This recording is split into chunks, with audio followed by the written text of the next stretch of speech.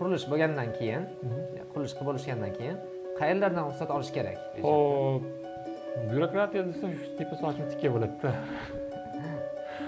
Hop, to'g'risi bu haqda to'liq ma'lumotga ega emasman. Shuning uchun, lekin men bilganlarim mana qurilishdan, yo'l qurilishidan ruxsat olinish kerak, davlat yer kadastridan ruxsat olinish kerak, suv oqovadan ham ruxsat olinish kerak, suv счетчиклari o'rnatilishi kerak. Bularda ham o'ziga yarasha qanaqadir byurokratik talablar bor o'ziga yarasha va hokazo. Endi yer tagidan turib o'tgan bo'lsa, shular yo'q. Ichimlik suvdan ishlatish mumkin emas. Men shu narsani alohida o'rg'ulab aytib o'tib ketay. Moyka uchun, avtomobil yuvish shoxobchasi uchun ichimlik suvdan ulash mumkin emas. Taqiqlangan kattagina jarimasi bor.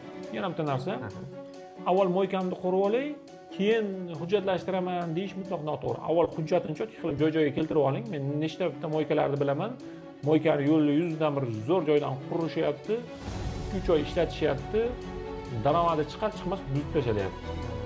Bunaqa tushib qo'ygandan ko'ra avval hujjat joyiga keltirib olib keyin qurgan yaxshi.